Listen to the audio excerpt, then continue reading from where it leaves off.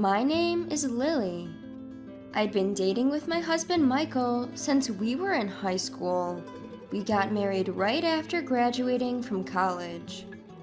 Michael is intelligent and landed a job at a renowned company after graduating from an Ivy League university. He's tall, handsome, and I've always been proud to call him mine. People would often tell me, "You're so lucky, Lily." But being together for so many years since high school, I began to wonder if love could fade.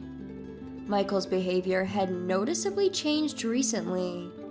Whenever I tried to strike a conversation, he would be absorbed in his phone, ignoring my words, and he started coming home from work increasingly late.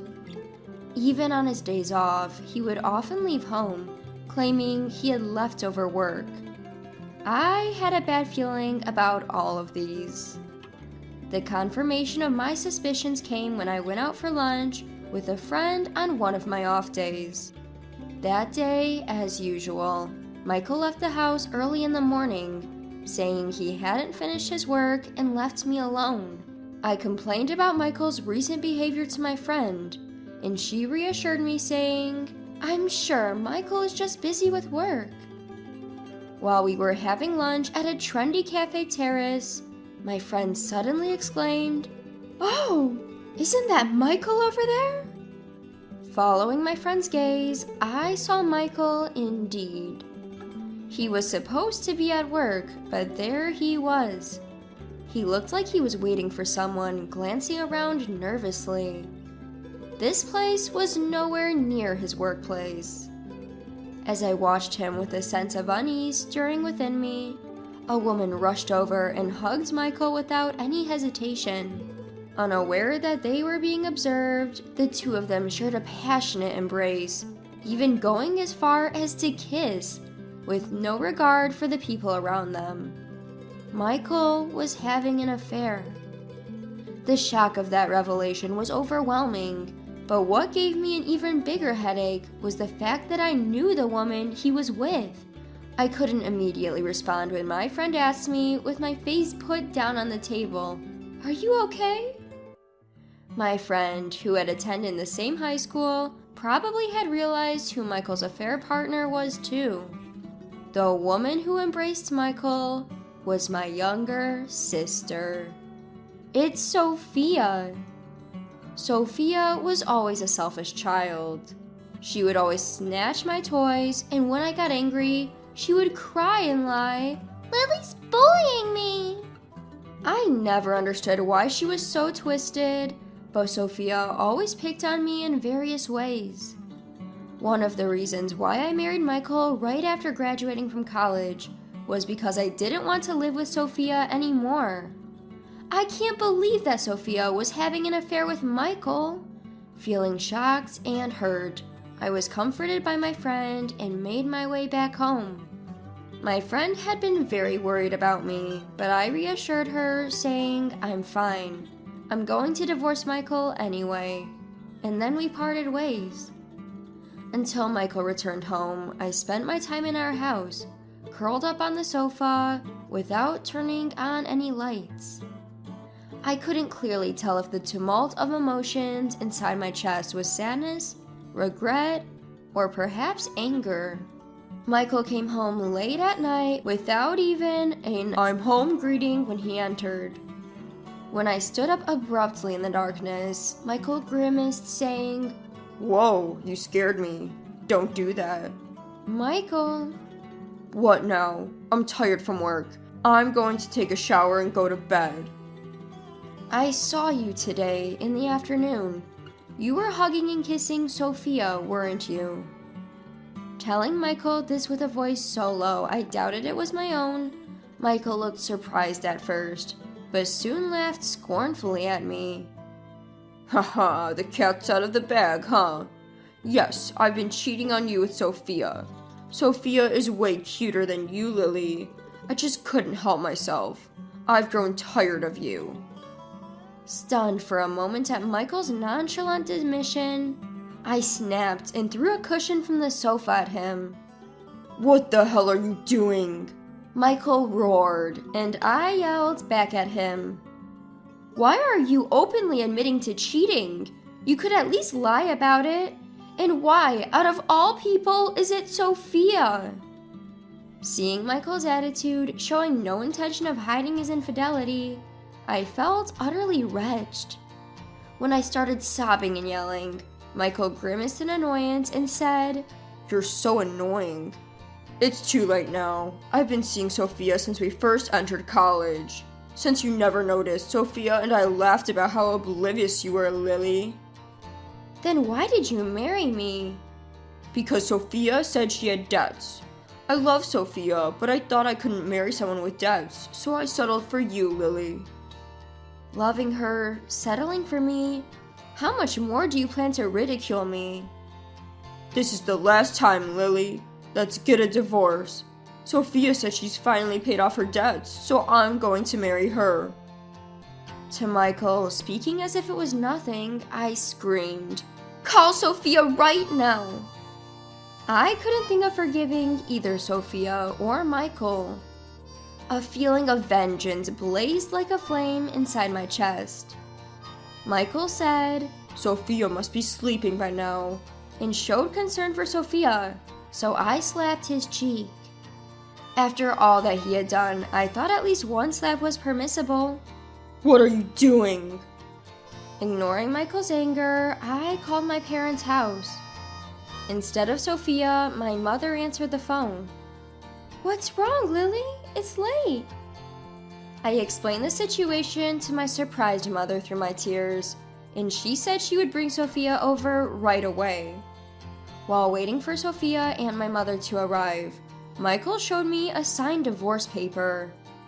"I always prepared to divorce you if I felt like it," boasted Michael, and I shouted back, "Do you think I can bear to be with someone like you?" The doorbell rang, and when I went to the hall, my always calm mother stood quietly, while Sophia had a big smile on her face. "Sis, you finally noticed Michael in me, huh? I thought you'd never notice and grow old without knowing." I felt a chill run down my spine at the sight of Sophia, who had stolen my husband, grinning at me. My mother sat next to me when she came into the house, and Sophia naturally sat next to Michael, leaning against his shoulder. In disbelief at the scene unfolding, I asked Sophia, "Is it true you two have been seeing each other since college?" Sophia admitted with a smile, "Yes. Michael is cool and smart, so I've always been envious of you. I didn't think a wonderful man like Michael would suit an ordinary woman like you." "Don't act like it's only natural after stealing my husband. I will never forgive you two. Never in my life." Sophia clung to Michael and said, "You're scary," when I pronounced it like a curse. Feeling frustrated to the brink of losing control, I shouted at my mother next to me, "What do you think of this, Mom?" Then my mother said something shocking. "It's not a big deal. Michael should just remarry tomorrow." "What?" I was left dumbfounded. Ignoring my astonishment, my mother continued, "It's kind of Michael to marry a girl like Sophia. However, I won't forgive you for causing Lily distress." "I understand." With my father having passed away, my last bastion was my mother alone. I was taken aback that even my mother had casually accepted the remarriage, and it seems Michael was surprised too. "I have only one condition," my mother told Michael and Sophia. "I cannot forgive Sophia for hurting Lily. I will quit being your mother, so don't accept any help from me. Please remarry with that understanding." The two agreed with a smile. "Then, for Lily's sake, leave quickly," she said, chasing them out. I asked my mother in a trembling voice, "Why did you say it was all right with them?" "Well, those two." I laughed involuntarily when I heard the reason why my mother readily accepted their marriage. I wanted revenge, but there was no doubt that marriage would be the greatest revenge for those two. The married life of Michael and Sophia will definitely be a hardship. Knowing this, I felt a bit brighter. Several months have passed since then. I was heartbroken at first, but I quickly got my energy back. I began to eagerly anticipate when Michael would notice the truth that Sophia was hiding. Though it was heartbreaking to have been cheated on, I now find myself appalled at the fact that I was married to such an unethical man. Then, the day I had been waiting for arrived. The day Michael realized Sophia's lies. This became clear when Michael barged into my home. Hey, help me! In the middle of the night, he was frantically ringing my doorbell, crying out for help. When I asked through the door, "What's going on?" Michael exclaimed through his tears, "Sophia is chasing me with a knife!" It must have been truly horrifying as Michael, sobbing, relayed the situation. He had realized the lie Sophia was telling just a few days before. Yes, Sophia's debt repayment was nowhere near completion. Sophia, who adores dressing up, would impulsively buy any clothing or accessories she wanted, even if it meant going into debt. Yet, Sophia hated working and was always out having fun, so her mother had been paying off all Sophia's debts until she remarried. After marrying Sophia and realizing this truth after some time, Michael was furious at being lied to. At first, Sophia cried and apologized, but it seems Michael vented his pent-up frustrations at her. Sophia was incapable of doing any housework, and the house was a complete mess. The house was filled with the things Sophia bought, and when Michael complained about Sophia spending all of his money, Sophia lashed out and brandished a knife. While listening to Michael's cries through the door, I calmly called the police. Of course, I reported that my ex-husband was causing a commotion at my doorstep, and it was frightening. Not to help, knife threatened Michael. When the police promptly arrived and restrained Michael, he screamed, "No, you've got it wrong! I'm being chased by Sophia with a knife!" Unaware of the commotion, Sophia arrived, a knife in her hand. She broke into the scene in her worst timing, and she panicked. "Wait, what's happening?" Michael and Sophia were taken away in separate police cars. "I told you, those two could never be happy," my mother later said. "That's why I said it's a good thing." Sometime after, when I visited my parents' house and told them about the incident, my mother smiled and said that, just as my mother had predicted, Michael and Sophia were unable to lead a peaceful life and continued to have a major row even after being released by the police.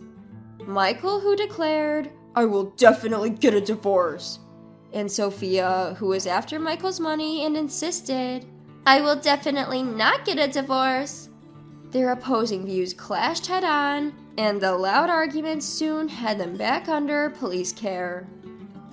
"My goodness, they're always causing trouble for the police," my mother sighed. After that, I led a peaceful life, and a few months after the incident, my mother informed me Sophia got a divorce.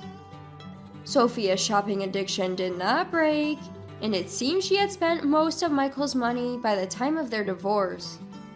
Sophia naturally returned to her parents' house, but my mother reportedly kicked her out, saying, "We're no longer family. You're a stranger now." Sophia has lost her place to stay, so now she is reluctantly working to pay off her debts. I received a call from Michael. While answering Michael's call, thinking to myself, "Oh, I forgot to block his number," he started trying to worry about my mood with a honeyed voice. "Lily, I didn't realize who really mattered to me. I think I continued dating you because my true feelings were always for you. I'll try my best to get your forgiveness, so please, be with me again." No, that's creepy. I realized you saw nothing when you cheated on me with Sophia, and I don't need you to tell me something I already know. I said just that with a cold voice, hung up, and then blocked his number. I thought this would be the last time to talk with Michael, but the next morning, as I left home from work, I was shocked to find him crouched outside my apartment. Lily! As soon as he spotted me, Michael, whose eyes lit up like a puppy's, once looked handsome to me, but now he seemed as repugnant as filth. I ignored him and started to walk away, but Michael started to follow me, saying, "I'll change my ways," and "I'll do anything to be forgiven." To that, I only gave him one answer. "I told you, didn't I? I'll never forgive you." Looking at Michael's stunned expression, I thought to myself, why does this idiot think he can be forgiven? And sighed deeply. If you follow me again, I'll have to call the police. If you don't like that, never enter my sight again. The fact that Michael had had a run-in with the police because of Sophia had become the talk of his workplace, and I knew it was making him uncomfortable. Michael had been on the career fast track, but now he is off the track because of Sophia. If he got into trouble with the police again, there's no doubt that he wouldn't be able to stay at his job anymore. Perhaps he understands it, so he hung his head when he heard the word police and stopped following me. Since that day, I haven't seen Michael. After a disastrous marriage, I spent several years thinking, I don't want to fall in love again. Thanks to my dedication to my job, I climbed to the top position among the women in my company. Although I thought I was too busy enjoying my work to think about love, a younger colleague confessed his feelings for me. Despite rejecting him several times, he persisted, saying, "I'll definitely make you happy." So I started dating him. Now we live together. The man who appeared in my life, which I knew nothing about beyond Michael, is very kind. And when he found out about my past, he promised, "I will never betray you." I'm still scared of getting married, but I hope that someday I can take that step with him. My two brothers and I have been close since we were kids. There's my eldest brother who we call John, my younger brother whom we call Steve, and me, the only girl in the family, going by Lucy. We're all in our 30s now, and I'm confident that our bond is stronger than most siblings out there. Part of why we were so close is that our parents both worked, and we always had to work together to get by. None of us were exactly good children. We each had our own missteps. Our mother often had to come to school for each one of us, and we got scolded at times. John was by far the worst among us. He was infamous in our hometown for being a troublemaker, and didn't bother with things like studying. He was always just goofing off and getting into trouble. Steve and I were different. Maybe it was because we had a cautionary tale right in front of us, but we both managed to avoid causing too much worry for our parents. We didn't attend any after-school tutoring and didn't put in much effort, yet we were always in the top 10 of our class. We probably just knew how to play the system. Lucy and Steve are doing great in school. Can't wait to see what the future holds. Maybe you'll take care of me someday. Just because you're good at studying doesn't mean you're guaranteed a successful future. I'll be the most successful one among our classmates. You just leave it to me. Usually the ones who say that are the first ones to get married and settle down. I'm betting on Steve. Even if I become successful, I'm not going to take care of you. We'd always get in these fun discussions. John was sloppy but had a kind heart and strong core. Steve was careful and responsible in everything he did. And then there was me, always pushing forward without thinking too much about the future. We made a great trio. John enrolled in a public high school, but quit about half a year in and has been wandering around ever since. He never really had a stable job. He'd help out at his senior's auto repair shop or bars from time to time, just coasting along. Watching my brother like this, I felt a deep resolve to succeed, because I was the reason why John ended up in evening school. On the day I got into a traffic accident, my injuries were serious. John worried about me and rushed me to the hospital.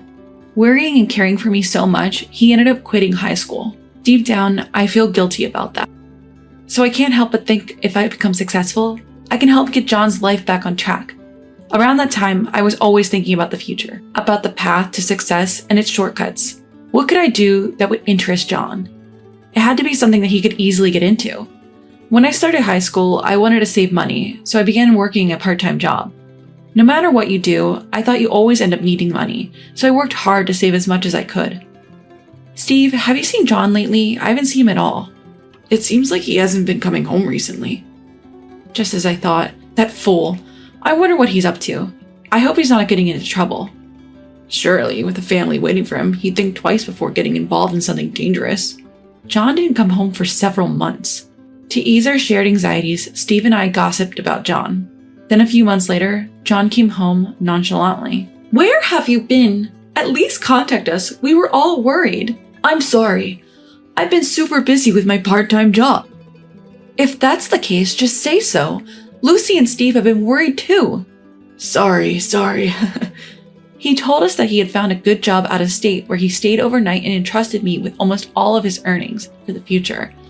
He asked me to combine it with the savings from my part-time job.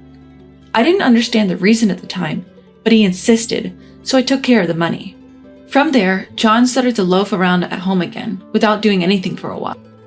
Even though he never got a full-time job, he started to work part-time occasionally, and our parents seemed content with that. After graduating high school, I wanted to study business administration thoroughly and decided to go to college. Fortunately, my excellent academic performance earned me a full scholarship, which was able to help my parents out of it. My brother was also proud of me. Around that time, there was a change in John. John, how long are you planning on living like this? If you don't get a full-time job, you won't be able to marry the girl you like. Actually, there's a company that's been inviting me through a colleague, but I'm not sure. You have such an opportunity? What kind of company? Construction. It's the site where I went to work part-time a few months ago. I'm not sure if I want to do that for the rest of my life. It starts early in the morning. You should take it. If you have the opportunity, just go and give it your best shot. Being firmly pushed by me, John started working as a full-time employee the following week. It seemed to suit him better than expected, and contrary to our family's prediction, he continued without complaining or being late. Looking at John during this time, I decided to pursue a career in architecture. If I could establish a solid foundation in the only field that my brother, who had no higher education, had mastered, his future would surely be secured. While I was attending vocational school, I continued to work part-time and managed to save up enough money to buy a rather expensive car. Of course, I could do this because I was living with my parents all along, but even I was impressed with how much I was able to save. My mother was the one who understood my efforts to work hard to save money and supported me from behind the scenes. She always packed lunch for me during my vocational school days, so I wouldn't have to spend unnecessary money. She really was cheering me on. After graduating from vocational school, I joined a well-connected company to network, earned countless certifications, and slowly prepared for independence while building relationships. John, too, had been tirelessly committed to his job, so I was able to concentrate on preparing to start my own business. Eventually, I was able to establish my own company, but I didn't invite John to join at the time. I couldn't afford to both go under, so I decided to keep an eye on things for a while. I plunged into work with all the preparation I had done up until now, working frantically. The team I had assembled were all excellent and worked well, and they were all followed my lead. We got off to a good start. It was a strong beginning. But around that time, John had moved out of our parents' house and started living alone, and I didn't see him that often. I myself was busy, and I couldn't keep in touch often, but a year after starting my business, I officially offered him a position. John, my company is finally stabilized. I have something else I want to do next. I want to expand the business more. So I want you to lend me your power. Can you help me? There's nothing I can do. I want you to become the president of the current company and take command. What? That's impossible for me. You need to look at who you're talking to. I'm seriously talking to you with full consideration. Besides the money you entrusted to me a while ago, I used part of it as capital when I started the company. I persuaded John and assigned him a secretary who seemed to get along with him to learn all the necessary things. In this company, I became the chairman and took on the role of supporting John.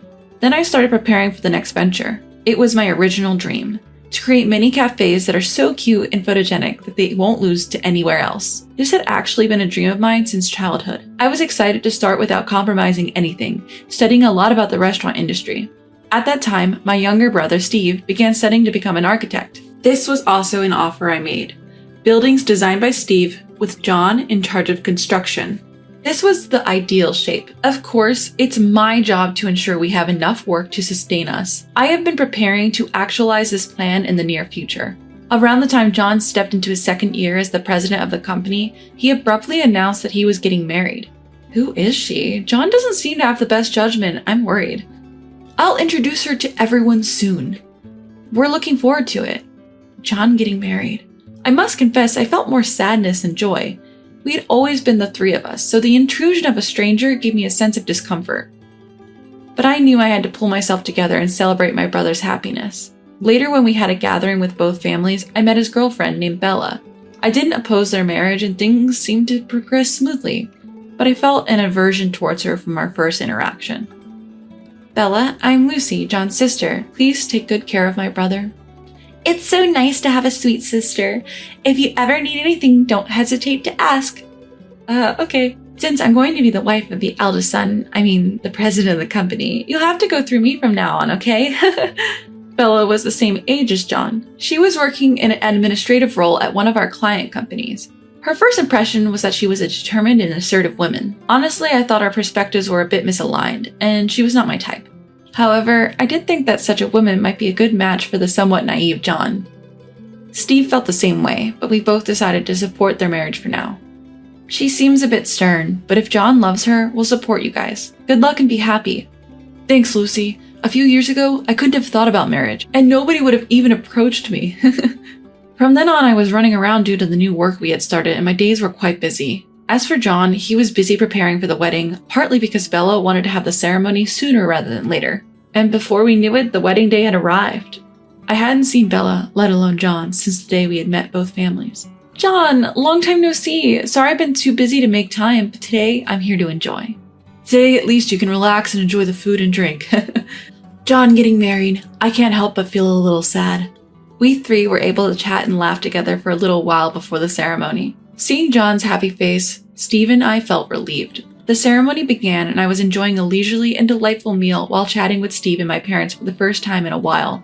The seating arrangement at the reception hall had the employees from the company positioned diagonally behind our family. They were also lively, and it was during their conversation when the bride and groom went around the tables in order.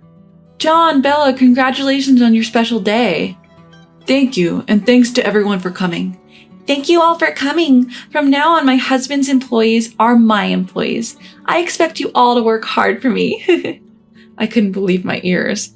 In the middle of the wedding ceremony, what could this bride be saying? Thinking about that, I couldn't help but retort. Bella, the employees are strictly the people of my brother's company. They are not your employees, right? Oh, I'm well aware of that. My cute, meddlesome sister-in-law will be my maid from now on.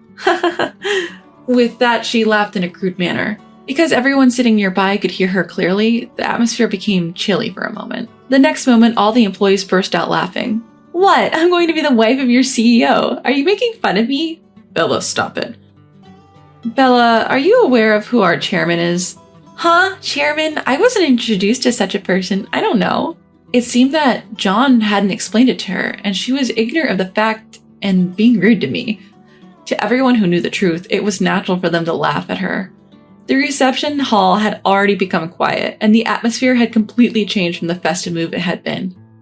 I never thought you'd be the type to say such things in a place like this. I'm disappointed. Huh? I'm marrying you, the CEO, and I'm becoming the wife of the most important person. Isn't that natural? The reason I'm standing in this position today is all thanks to Lucy. She is the one who started the company and made me the CEO. Everything is Lucy's doing. The chairman is my sister. What? What is that? I was not told about this. She realized that she was the only one who didn't know the truth and was completely furious. No matter what she was thinking inside, she should have gone through this reception with a smile. I'm sorry, but knowing your true feelings, I've changed my mind. Please consider this marriage as if it never happened. John, that's a bit too much. I just lack judgment. My apologies, everyone. John bowed deeply to the people in the hall. The wedding ceremony ended abruptly and people dispersed. I later heard that she had lived in poverty since she was a child. She apparently told her colleagues that she would marry a rich man and lead a comfortable life.